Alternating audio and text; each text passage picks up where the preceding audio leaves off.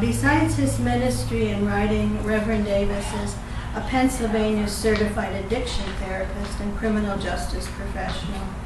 From 1988 to 1998, Steve and his wife Kathy started churches in France and in Romania. He's currently an elder at Grace Church, a multilingual church in Philadelphia, which he and his brother founded in 2010. Steve has been involved in pastoral training in France, Lebanon, Russia, Ukraine, Moldavia, Peru, South Africa, and in limited access countries. So I'd like to welcome Reverend Davis, and also think I should get him on the board of people to people too, right? So come on up.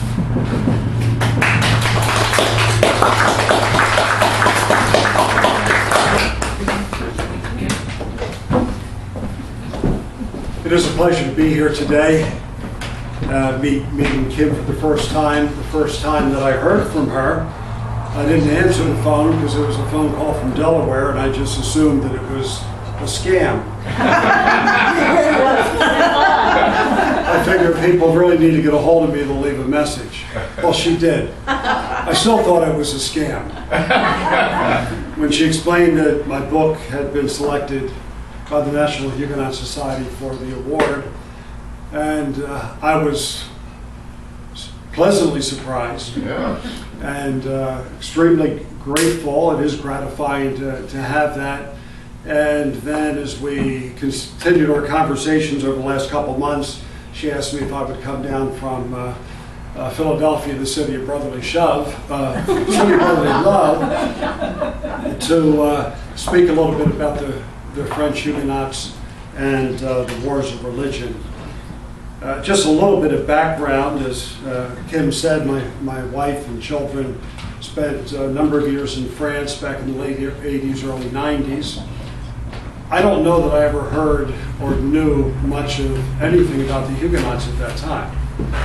I actually lived for a while over in the area of Alsace-Lorraine by Germany, and then lived in the Paris region, and probably heard something about it, but I had to learn French language, and that just learning all the history, I say it to my shame, really wasn't on the top of my agenda at that time.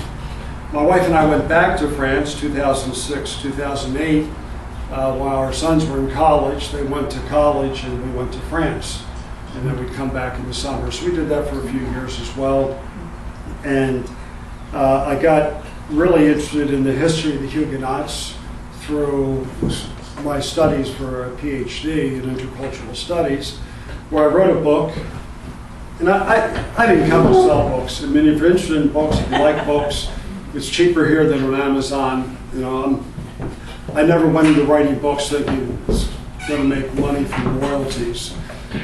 I tell my wife she can't expect any stream of royalties after my death coming in.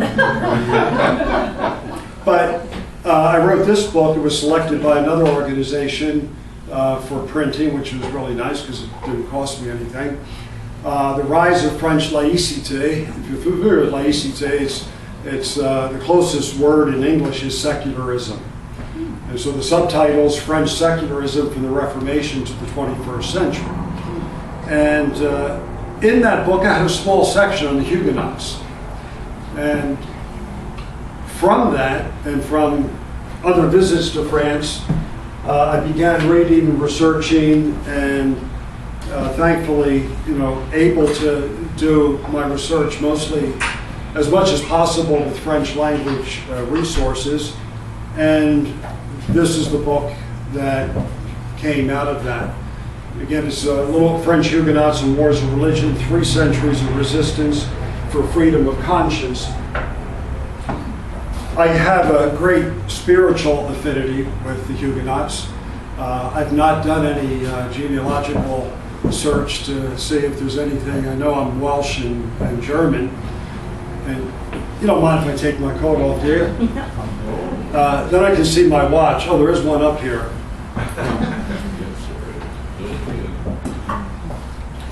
But today I'd like to just give a survey of some of the things that really stuck out to me in my research in the Huguenots. And again, you may be familiar with most of this or all of this. It might be a a refresher.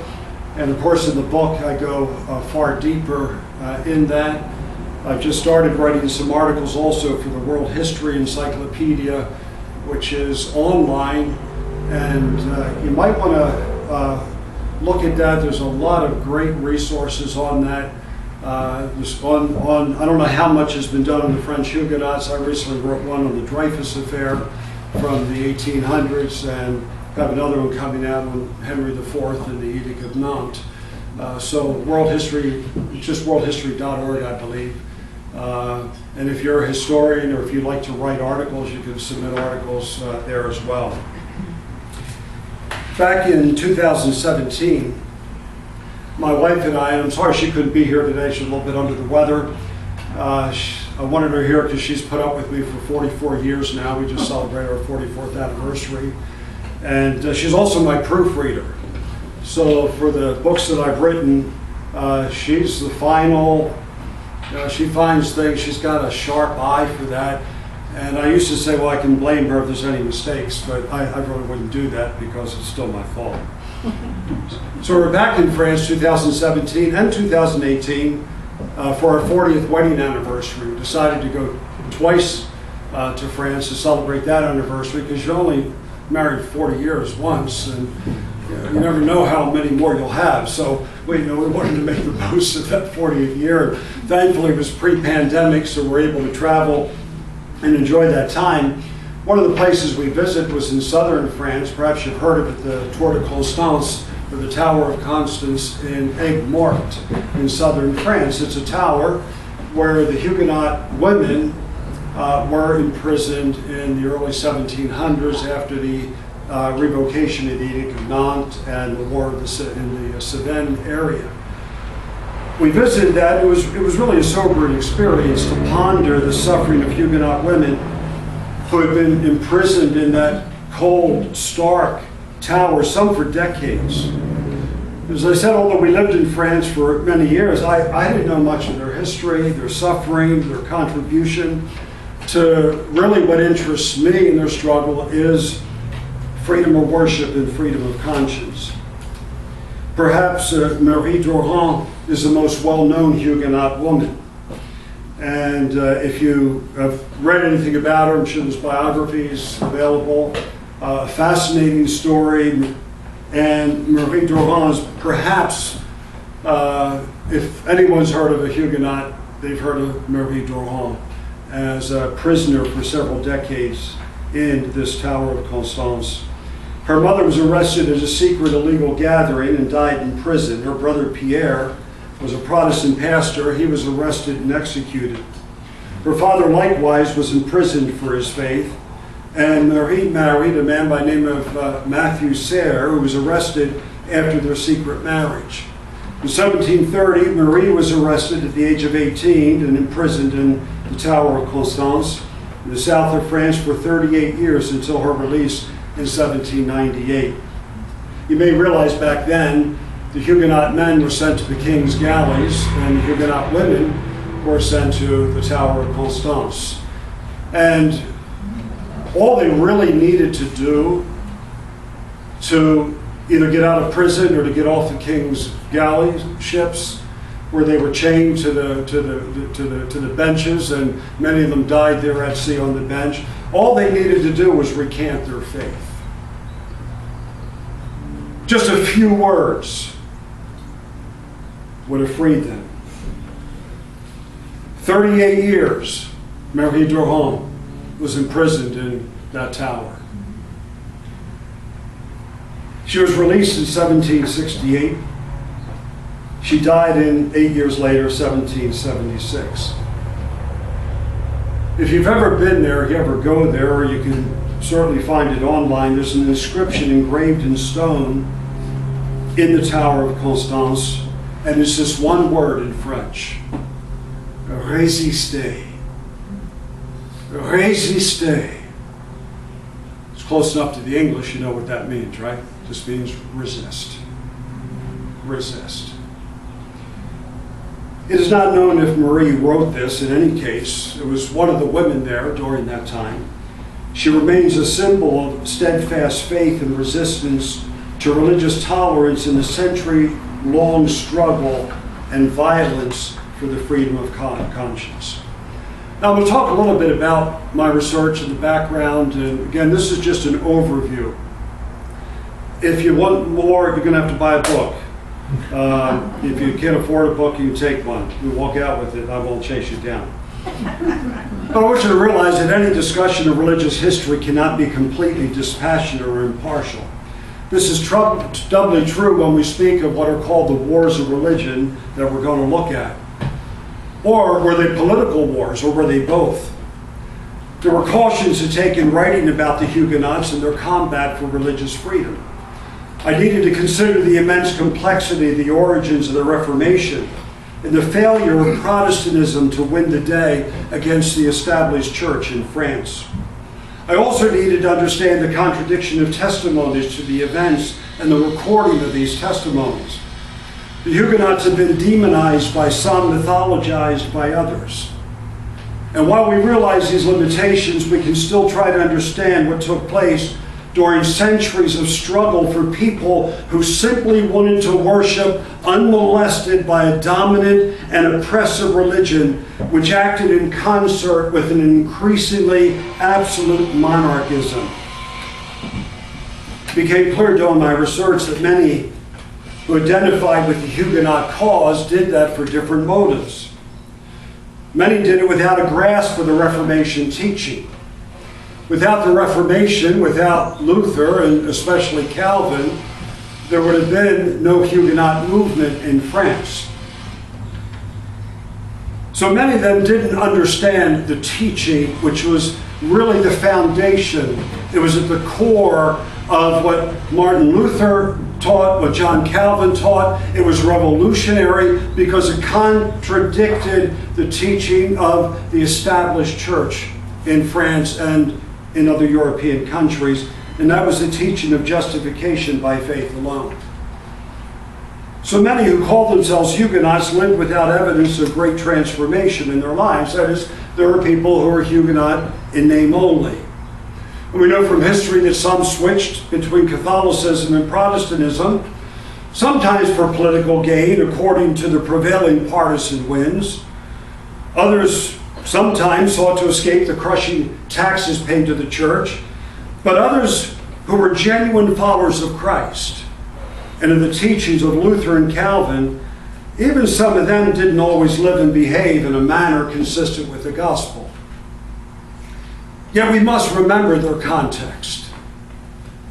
And when we understand the context in which they lived and in which they struggled, it helps us to understand a little bit more even some of the, we have to say, some of the excesses of retaliation and vengeance and bloodshed that took place.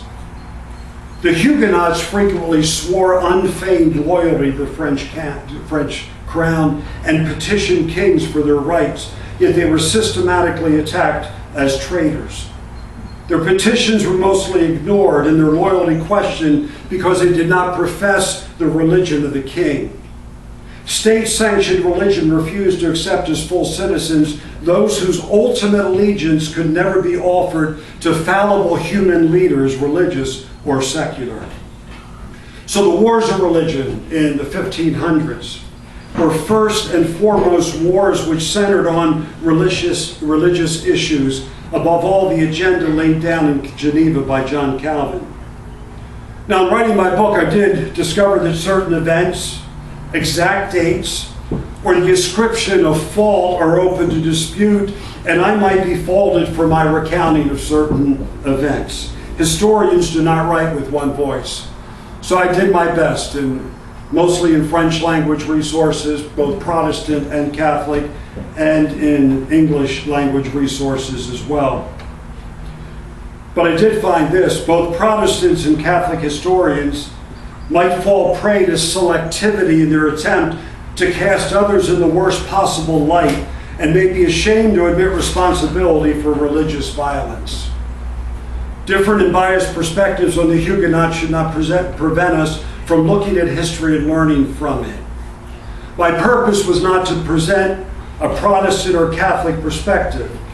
although my evangelical sensibilities are readily apparent. As one author quipped, if I cannot hope to have pleased all sides, I can at least suppose that I have in different places displeased them all equally. So I hope you will find that. A couple of remarks about the 16th century. I'm just going to kind of run a little bit through the history. At the dawn of the 16th century, there were elements in place to fracture the coercive unity of the Christian religion in France and challenge the growing absolutism of the monarchy. For centuries, Europe had endured disaster after disaster, and the Catholic Church had experienced division and contestations to her authority. You might remember the Black Plague in the 14th century had taken over 25 million lives. The Hundred Years' War ended in 1453, the same year that Constantinople was captured by the Ottoman Turks. Haunted by death and the prospect of final judgment, people turned to the established church and her saints for protection. The dogma of purgatory was promulgated as an intermediate place between heaven and hell and led the church to offer indulgences to shorten the period of suffering.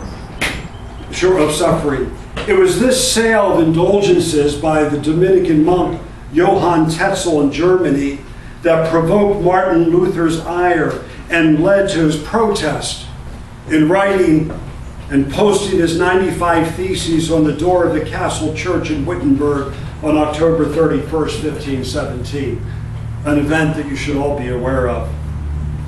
He had seen the state of the church firsthand during a visit to Rome. His eyes were opened to the wondrous biblical and apostolic truth of justification by faith. Yet as a faithful Catholic monk, Luther initially sought the reform of the church from within. In time, he would understand the church's intransigence and the impossibility of significant reform. For decades during the 16th century, the royal court was controlled by an Italian, the cunning and ambitious Catherine de' Medici. Many of the Huguenot oppressors were foreign mercenaries, German, Swiss, Italian, Spanish, who burned, sacked, and pillaged their way through the provinces and villages of France, either as a reward or a salary for their service. As such, the Huguenots were defending hearth and home from invaders. The term wars of religion. There's several good books on that. One is by Mac Holt, who authored the excellent book entitled The French Wars of Religion, 1562 to 1629. Some books will go from 1562 to 1598 with Henry IV and the Edict of Nantes. So there's different dates that are used. But it's used technically for the period 1562 to 1598. By some accounts, there were 8 wars or conflicts during this period. Now, some dispute and debate whether there were 8 wars or only 1 war with intermittent truces. And that's something you can look at yourself. I followed a couple of French writers. One was Pierre Miquel in his book, Les Guerres de Religion, The Wars of Religion, that was written in 1980. And Raoul Stéphane in his book on the Huguenots, written in 1943. These 2 French writers included the War of the Camisards in the early 1700s. If you're not familiar with the Camisards, Camisards, you should learn a little bit about them. And the struggle, amazing struggle for a couple of years, I can't get into that today, but holding off the armies of Louis XIV, peasants. And one of the possible reasons they were called Camisard was because of the white shirt that they wore. It was just like a peasant shirt and they wore them into battle. And so that's one of the explanations for why they're called Camisard. So I include the later period following the revocation of the Edict of Nantes under Louis XIV in 1685 that led to increased persecution and the exile or the immigration of Huguenots. Of course, if you're familiar with the revocation of the Edict of Nantes, you realize that Protestant pastors were given, I think it was 10 days to leave the country. They could leave, many of them left, so the churches and the people were left without their pastors. Your regular people were forbidden to leave. They left anyway. They left by thousands, mostly that early on into Switzerland, but also into Germany. And then, of course, as you know, they went on into Great Britain and here in the United States with the settlements that were founded. Many of those exiles took place as a result of the persecutions in the early 1700s. During this time, the struggle continued for freedom of conscience and freedom of worship until the French Revolution and the overthrow of both the monarchy and the Catholic Church. And it's in that sense that the Protestants welcomed the Revolution. And often when we think of the Revolution, we think of the guillotine. Well, that was part of it. It wasn't part of it early on. It was part of what's called the Reign of Terror later on, and with the excesses and the violence.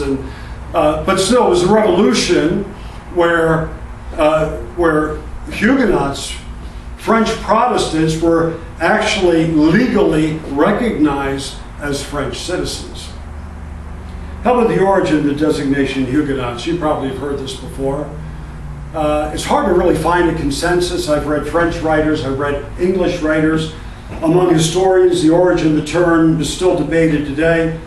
The present consensus, I'm not saying this is the right one, is that it derives from the word for resisting Swiss confederations and comes from the German word for Engenossen. It also may have emerged on the conspiracy of Amboise. You remember that abortive plot of French Huguenot aristocrats in 1560 against the House of Guise, which I discuss in the book. And the opponents of the House of Guise used that term to designate the descendants of the royal dynasty of Hugues Capet. And so some connect it with Hugues and Huguenot or Huguenot. Another alternative from a French pastor historian who's written extensively on that believes that the name originated from the Huguenot practice of meeting secretly at night and being accused of diverse vices, which is true. They had to meet in secret. They met out in the woods. They were arrested and they were persecuted and imprisoned. And they were accused, because they met in secret, of all kinds of immorality and orgies, and it's unbelievable what they were accused of. It's not really unbelievable, knowing those times. So he looks at what they were accused of, and in legend there was an evil mythical spirit called King Hugon, H-U-G-O-G, Hugon, who wandered at night. His name became attached to the Huguenots, which can be construed to mean, I'm not saying this is what it means, but can be construed to mean, according to him, les petits loups-garous, which in French, you don't know it, it means werewolves. So some believe that this was a term that was attached to them, to defame them, to diminish them, to look at these people meeting in secret and what they're doing. Now the French Calvinists preferred the term Reformed, or in French, Réformé. Catholic satires of the time called them la religion déformée, the deformed religion. And after the revocation of the Edict of Nantes under Louis XIV, the banned religion became officially designated by three letters, R-P-R, which in French means Religion prétendue réformée, or in English, so-called Reformed religion. That was the official designation at that time. So today we're far removed from this context where the subjects of French kings were required to hold the faith of their sovereign and their ancestors according to the formula, one king, one law, one faith. Religion was not a private matter, it was a matter of state. And we need to understand that for centuries of French history, secular authority was at the service of ecclesiastical authority. The war of religion cannot be divorced either from political, socioeconomic, and military efforts to gain or retain power, or in other words, a relation between religious aspirations and the political means to carry them out. Prior to the wars of religion, there was little organized Protestant resistance to the state. It was localized. The preaching of the gospel and the death of martyrs were persuasive in themselves, and multitudes were won to the new faith. Many who embraced the teachings of Luther worked for reform within the church. Others went further and embraced a new religion which placed them in opposition to the established political and ecclesiastical powers. Now think with me a little bit about the politics of that time. And again, I'm just giving you a brief overview. Once I see that many heads going down, and I know you're not nodding with me, I know you're sleeping, then I'll have to stop. The politics of both Protestants and Catholics involved calling on foreign powers. Spain, Germany, Italy, and Switzerland for Catholics, mostly England, and Lutheran princes in Germany for Protestants. The royal houses of France, Valois, Angoulême, Bourbon, Guise, were often in competition and made alliances according to political expediency. The House of Guise, G-U-I-S-E, or you might say in English, Guise, I don't know how they say it in English, but is a house that you should be familiar with, as they were the enemies of the Protestants, and its members were likely the architects of the St. Bartholomew Days massacre in 1572, which I discuss in the book. The other royal families had members either converted to the Huguenot cause or were allied by marriage. You may know some of these names. Antoine de Bourbon married Jeanne d'Albret, Queen of Navarre. Their son, the future Henry IV, married Marguerite de Valois, daughter of Catherine de Medici and Henry II, and later married Marie de Medici. Louis de Bourbon, Prince of Condé, married Eleanor of the House of Montmorency. The marriages between royal families extended to England, Spain, Austria, Italy, and it goes on and on. That there are political and religious alliances being made, and the political intrigues, the self-serving machinations, assassinations, and the executions were never far from religious questions. For example, Francois, Duc de Guise, commander of French Catholic forces, was assassinated in 1563. Henry de Guise had Gaspard de Coligny assassinated in 1572. Henry de Guise and his brother, the Cardinal de Guise, were assassinated by Henry III in 1588, who himself was assassinated by a monk in 1589. Henry IV was assassinated in 1610. King Charles X and Louis XIV had their subjects massacred and declared traitors and outlaws. Louis XVI and his family were executed in 1793 by their subjects, and priests of the formerly triumphant Catholic confession fled into exile. In all of this, some saw the hand of God, others the hand of man. That's a quote from one of the French authors.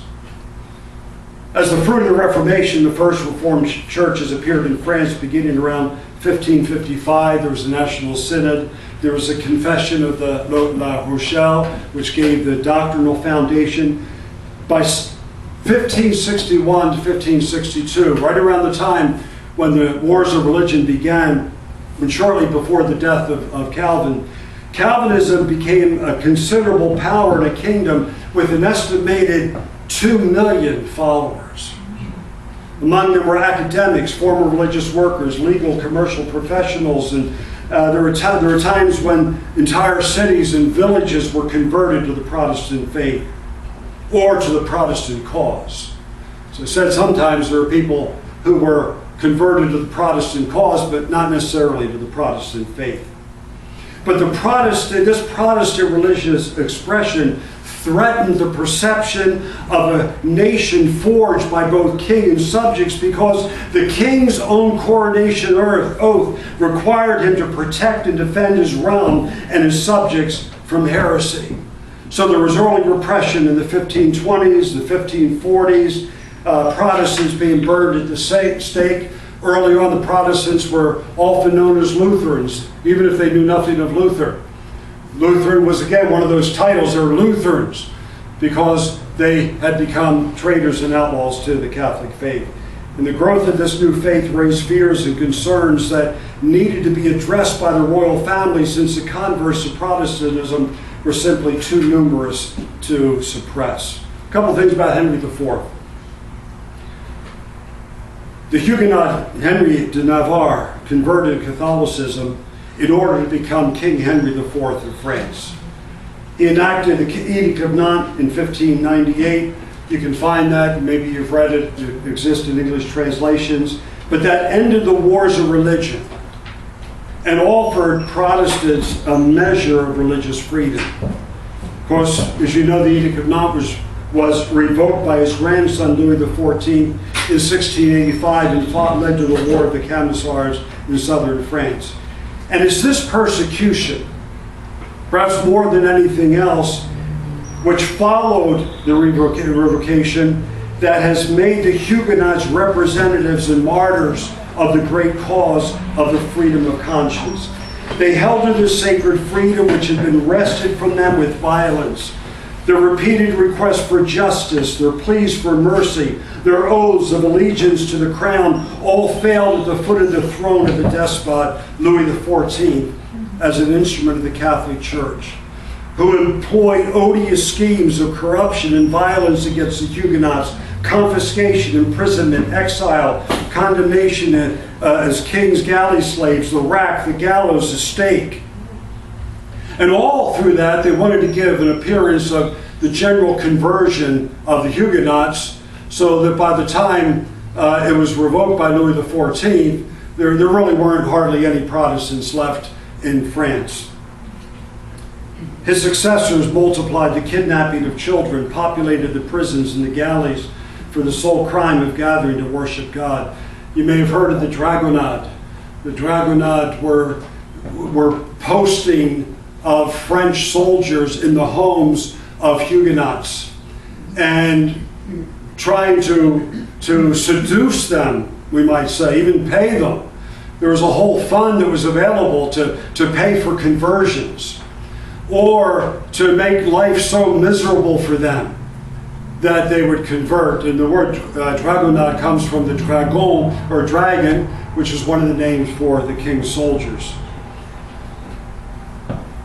More than 1 million French were deprived of the right to marry, baptize their children, and bury their dead without the consent of the Catholic Church. Couples married in the wilderness were considered living in sin, and their offspring as bastards. Tens of thousands fled to lands of refuge, as you well know. So my book really stops at the point of the Revolution, where Protestantism was finally recognized, and Protestants were recognized as French citizens. In the 19th century, or the 1800s, was not without religious conflict, but you're probably familiar with the Concordat of Napoleon that was signed in 1801 between Napoleon and Pope Pius VII, that effectively, under Napoleon, put an end to systematic religious persecution.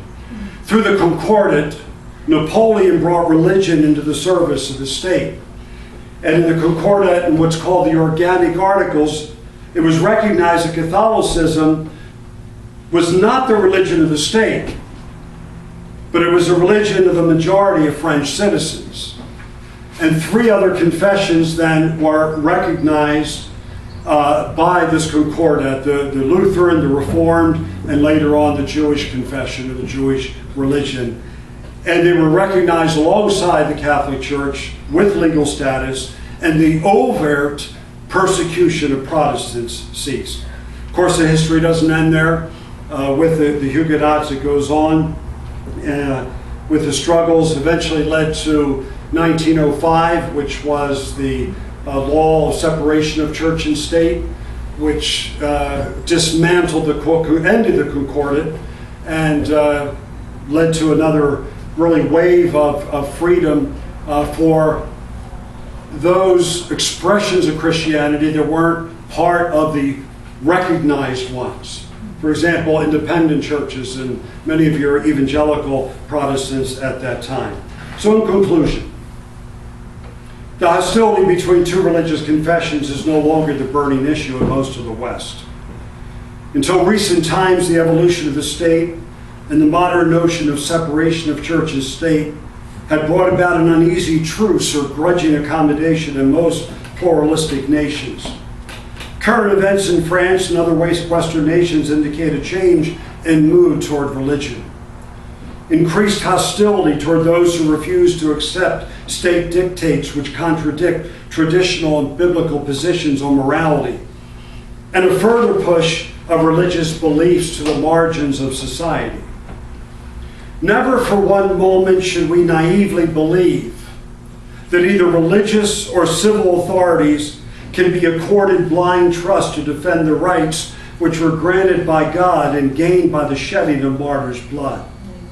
The freedom of conscience, the freedom to believe or not believe, the freedom to worship or the freedom to refuse to worship or worship differently, are fundamental freedoms granted by God which the state and church must recognize. And we must denounce the tyranny of any state in a drift of totalitarianism, can't say it in English anymore, and likewise deplore the drift of any religion or irreligion toward intolerance, repression, and the binding of conscience. The hard-won struggles for religious freedom are under attack in the 21st century. The actors and scenes have changed. The combat continues for the freedom to worship without coercion, fear of repression, or government surveillance. Believers whose consciences are bound by the Word of God and who are called to respect the established orders might still pay a price for the refusal to swear ultimate allegiance to Caesar when they must obey God rather than man. Again, just an overview. There is so much more. To me, it's been really a fascinating journey, encouraging, convicting. I often say to people, especially people who live in the U.S. with all the advantages and blessings that we've enjoyed, in spite of all the other stuff that goes on, I often tell people, I'm not the one to complain to. If you complain about the U.S., if people are constantly complaining about how bad it is, I'm not saying there's nothing to criticize. But they don't know history. They don't even know present history, what's going on in the world today. Places where a gathering like this would not be possible. So again, while we hold dear to those freedoms, but we always realize that there are threats to them, and all that we're called to do is be a light in darkness, live out the truth, and know that God in His providence will accomplish His purposes, regardless of what state and church do. Thank you very much.